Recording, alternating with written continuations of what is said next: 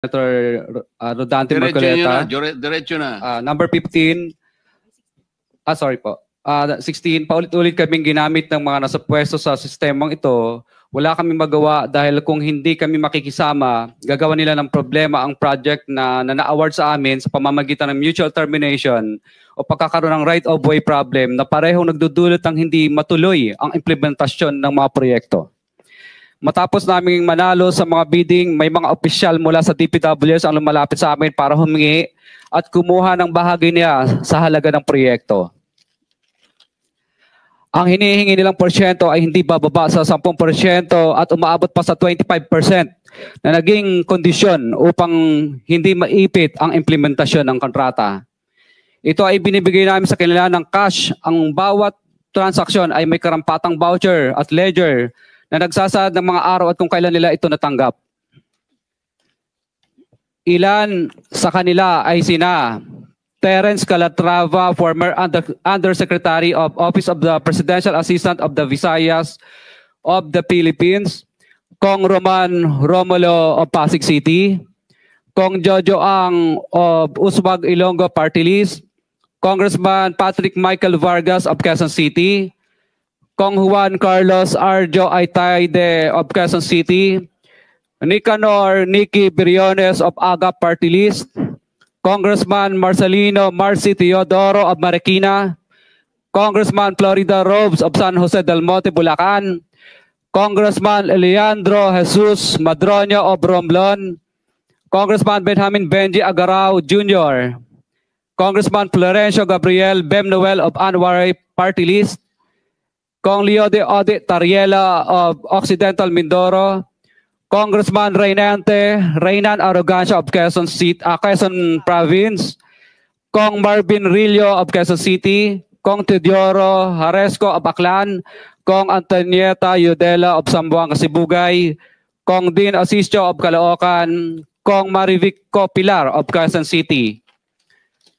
21. Mayroon ding mga kinatawa ng ilang politiko na nakikipagtakbo sa amin upang manghingi ng porsyento kapalit ng mga porsyento ng mga proyekto.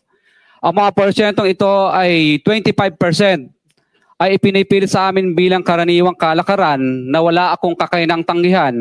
Ilan sa kanila ay sina Regional Director Eduardo Virgilio of DPWS Region 5, Director Ramon Ariola III of Unified Management UPMO, District Engineer Henry Alcantara, DPWS Bulacan First, Undersecretary Robert Bernardo, District Engineer Aristotle Ramos of DPWS Metro First, Pasig City, District Engineer Manny Bulusan of DPWS North, Manila Deo, District Engineer Edgardo C. Pingol of DPWS Bulacan Subdeo, District Engineer Michael Rosaria of DPWS Quezon Second Deo.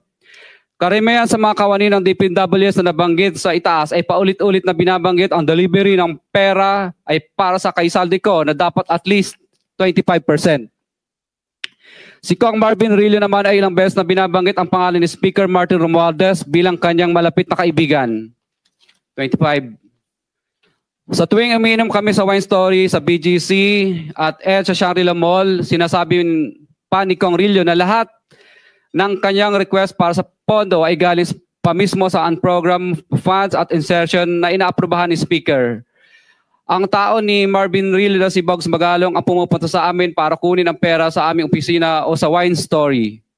Si Kong Jojo Ang naman, lagi ring binabanggit sa lahat ng project sa kanya ay papondo ni Speaker at ni Saldico. Mataas ang hinihingi sa project, dagdag pa niya, hindi naman lahat ng pera ay para sa kanya, kundi para kay Speaker at kay Saldico. Sa lungsod ng Pasig naman, lumapit sa akin ang DPWS Project Engineer na si Angelita Garucha para kolektahin ang parte ni Kong Roman Romulo sa flood control projects noong 2022. 28, number 28. Pagdating ng 2025, si District Engineer Aristotle Ramos ang sumunod na nagpakilala na bagman ni Kong Roman Romulo kung saan 30% ang kanyang hiningi ay para kay Kong Roman Romulo. Sinabihan ko kay D.E. Ramos na masyado namang mataas, ngunit sinabi niya na walang magagawa dito dahil pondo ito galing sa unprogrammed funds at insertion galing sa taas. Sa ilang pagkakataon, ang mga politiko na personal na inabutan ng halaga ayon sa hinihingi nilang porsyento mula sa proyekto. Ang pagbabayad na ito ay hindi naman kagustuhan kundi isang hakbang na ginawa namin dahil sa matinding panggigipit. Ilan sa kanila ay sina Kong Antonieta Yudela kasama ang kanyang asawa, Kong Marvin Rillo of Quezon City, Kong Nikki Briones of Aga Party List, Arturo N. Ataide, ama ni Kong Arjo Ataide, Kong Florencio Gabriel Bem Noel of Anwaray Party List, Kong Eliandro Jesus Madroña of Romblon, Kong Benjamin Benji Agarao Jr. Bagamat naging matinding pagsubok ang kabawasan ng pondo na nakalaan sa proyekto, pilit at matapat naming sinusunod ang bawat espesifikasyon na nakasaad sa Program of Works na nakasaad sa proyekto ng DPWH. Nakakasiguro kami na nagawa namin ng maayos at matapat ang bahagi o phase ng proyekto na na-award sa amin. Sa katunayan, hindi kami mababayaran ng DPWH kung hindi ito dumaan at pumasa sa maraming material testing na naaayon sa design ng DPWH. Ina-assess at ini-inspect ng DPWH ang bawat proyekto base sa natapos na parte o accomplishment. Napilitan kami na i-absorb ang kabawasan na ito na nagdudulot ng maliit na kita o pagkalugi sa ilang projects. Para makabawi, dinadamihan na lang namin ang partisipasyon sa mga projects. Taliwas sa mga lumalabas na may mga impormasyon sa publiko, hindi kailanman kami gumawa ng ghost projects. At masugid kami nag-i-inspect sa lahat ng aming mga natapos na projects. Handa po kaming tumistigo ng walang pilit at kusang loob bilang state witness at sabihin ang lahat ng nangyayaring katiwalaan ng Kamara, DPWH at iba pang mga kawani ng gobyerno upang gawin ang tama. Kami ay lubos na humihingi ng tulong sa Senate Blue Ribbon Committee na pinamumunuan ng butihing Chairman Senator Dante Marcoleta at kay President Bongbong Marcos para sa proteksyon at seguridad ng aming pamilya. Ang salaysay na ito ay kusang loob namin ginawa at walang sino mang pumilit na gawin ito. Sa katotohanan ng lahat ay nilagdaan namin ang salaysay na ito ng kusang loob at walang pumipilit. Sign, Pacifico of Vizcaya, nagsasalaysay. Notaryado po.